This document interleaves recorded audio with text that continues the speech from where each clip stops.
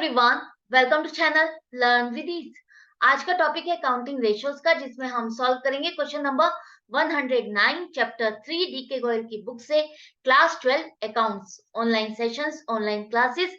अगर आप चाहते हो, इंटरेस्टेड हो, तो मुझे व्हाट्सएप कर दो इस नंबर पर अपना नाम और क्लास। और आप मुझे फॉलो कर सकते हो टेलीग्राम चैनल पर भी, जहां पर आप अपने डाउट्स और कमेंट्स लिख करके भेज सकते हो।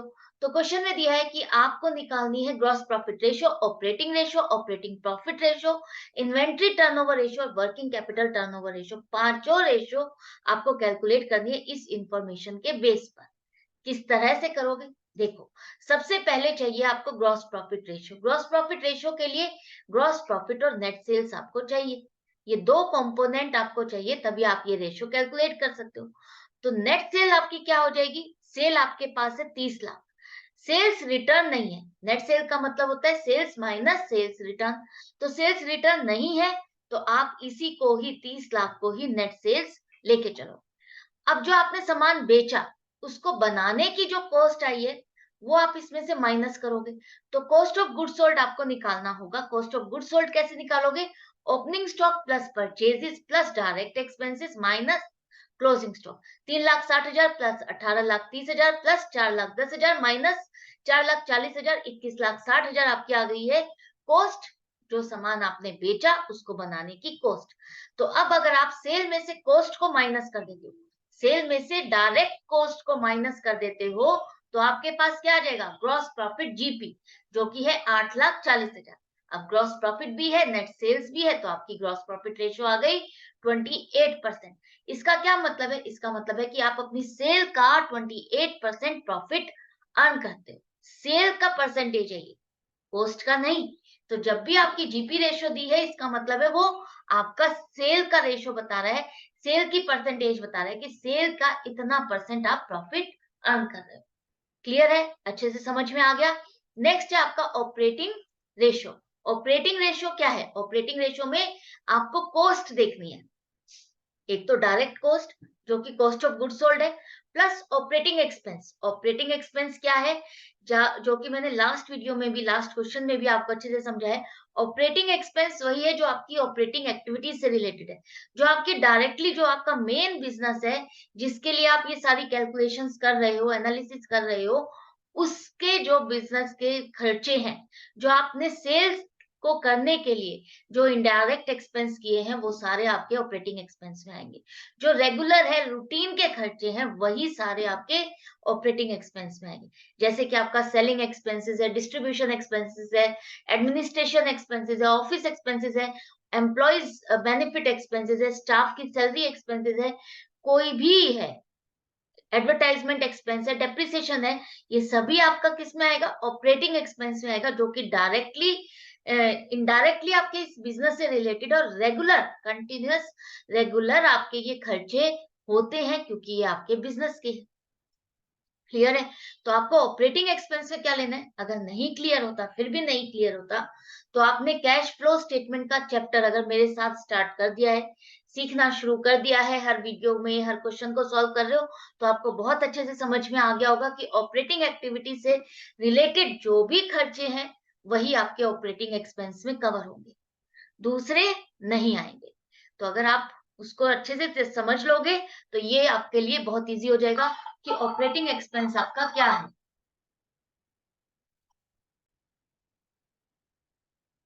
तो अब यहाँ पर देखो, आपकी सेल तो 30 लाख है, कॉस्ट ऑफ गुड सोल्ड अभी हमने कैलकुलेट की थी 21,60,000। ऑपरेटिंग एक्सपेंस वो कह रहा है कि 5% ऑफ सेल है। तो सेल आपकी 30 लाख है, उसका 5% 1.5 लाख हो गया। ऑपरेटिंग एक्सपेंस आपके 1.5 लाख हो गए। तो अब आप कॉस्ट ऑफ गुड सोल्ड और अपने ऑपरेटिंग एक्सपेंस को टोटल करो, इन दोनों का total upon net sales multiplied by 100। जितनी भी प्रॉफिटेबिलिटी वाली रेशियोज है, वो आपकी परसेंटेज में आएगी। तो 23,10,000 अपॉन 30 लाख मल्टीप्लाइड बाय 100, आपका आ गया 77% ऑपरेटिंग रेशियो। क्लियर है? अच्छे से समझ में आ गया? क्लियर हो गया? तो अब नेक्स्ट रेशियो देखो, ऑपरेटिंग प्रॉफिट रेशियो। अभी आपने वहां पर जो आपने सामान बेचा, जो आपने सेल की, उस सेल से रिलेटेड डायरेक्ट और इनडायरेक्ट एक्सपेंसेस कैलकुलेट की। अब आपको क्या करना है, नेट सेल्स में से उस खर्चे को माइनस कर देते हो, तो जो बचेगा अमाउंट वो आपका क्या होगा, ऑपरेटिंग प्रॉफिट। तो यहाँ पर आपकी सेल है 30 लाख, 30 लाख में से कॉस्ट ऑफ गुड सोल्ड 21,60,000। अभी हमने जीपी की रेशियो कैलकुलेट करते हुए इसको कैलकुलेट किया है, इजी है, आराम से कर लोगे। 21,60,000 माइनस करो, साथ में आपको ऑपरेटिंग एक्सपेंसेस कौन कौन से, 5% जो आपने सेल पर कैलकुलेट किया 1.5 लाख, वही आपको यहाँ पर माइनस करने।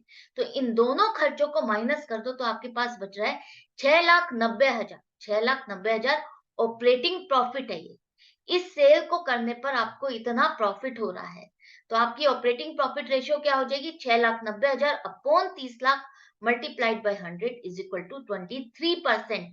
23% आप ऑपरेटिंग प्रॉफिट अर्न कर रहे हो अपनी सेल का। तो ये तो बताने की जरूरत है ही नहीं कि प्रॉफिटेबिलिटी रेशियोज जितनी हाई होंगी आपकी ऑर्गेनाइजेशन के लिए अच्छा है, और जितनी लो होगी उसका मतलब है आपकी कॉस्ट ज्यादा है, आपको रेवेन्यूज कम हो रहे हैं, आपको अपनी कॉस्ट को कट करना चाहिए। तो नेक्स्ट रेशियो अब देखते हैं। नेक्स्ट है आपकी टर्नओवर रेशियो से related inventory turnover ratio. Inventory turnover ratio में हम कॉस्ट ऑफ गुड सोल्ड लेते हैं, कॉस्ट ऑफ गुड सोल्ड लेते हैं। टर्नओवर का मतलब वैसे तो सेल है, लेकिन यहाँ पर स्टॉक से रिलेटेड बात हो रही है, तो हम क्या लेते हैं, कॉस्ट ऑफ गुड सोल्ड को मेन प्रेफरेंस देंगे। अगर आपके पास कॉस्ट ऑफ गुड सोल्ड या सेल में से दोनों में से कोई एक फिगर है, तो आप वहां पर, अगर दोनों फिगर है तो आपको कॉस्ट ऑफ गुड सोल्ड ही लेना है।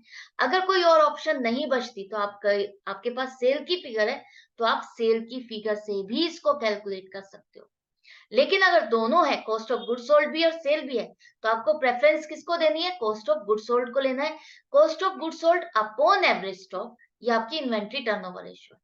और ये क्या बताता है कि आपके ऑर्गेनाइजेशन में टर्नओवर किसकी, स्टॉक की रोटेशन कितनी है। आप जो सामान बना रहे हो, उस सामान को बनाने के लिए आपके यहाँ रॉ मटेरियल कितनी बार परचेज हो रहा है और वो प्रोडक्शन में यूज हो रहा है, वो पाइल अप हो रहा है या आप उसको यूज कर रहे हो। तो अब आपका कॉस्ट ऑफ गुड सोल्ड आपने निकाला, कितना आया, 21,60,000। हम ये पहले भी कैलकुलेशन कर चुके हैं। एवरेज स्टॉक चाहिए, एवरेज स्टॉक का मतलब है opening stock plus closing stock upon 2। 3,60,000 जमा 4,40,000 अपॉन 2, डिवाइड करो इसको 2 से, तो आपके पास एवरेज स्टॉक आ गया 4 लाख। अब आप यहाँ पर देखो, इन्वेंट्री टर्नओवर रेशियो निकालने के लिए आपके पास दोनों चीजें आ गई है, 21,60,000 अपॉन 4 लाख, तो ये आपकी आ गई है ratio 5.4 times. Inventory turnover ratio है आपकी 5.4 टाइम्स। इसका मतलब है आपके यहाँ रोटेशन जो हो रही है स्टॉक की, वो 5 बार से ज्यादा हो रही है, जो कि आपके ऑर्गेनाइजेशन के लिए अच्छी है। इसका मतलब है आपके यहाँ स्टॉक का पाइल अप नहीं हो रहा, आपका स्टॉक यूज हो रहा है। नेक्स्ट है आपका working capital turnover ratio. Working capital turnover ratio के लिए आपके पास नेट सेल्स 30 लाख है। वर्किंग कैपिटल का मतलब क्या है, इसका मतलब है current assets minus current liability. Working capital आपकी current assets minus current liabilities हो गई, 7 लाख माइनस 2 लाख 5 लाख।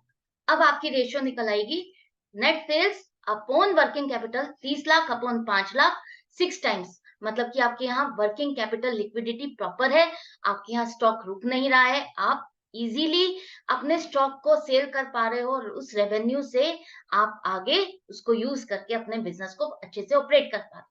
तो आई होप ये क्वेश्चन आपको अच्छे से समझ में आ गया है, कोई डाउट या कंफ्यूजन नहीं रही होगी। मैं मिलती हूँ आपसे नेक्स्ट वीडियो में नेक्स्ट क्वेश्चन के साथ, लेकिन आपको मेरे साथ बने रहना होगा अपनी प्रैक्टिस के लिए।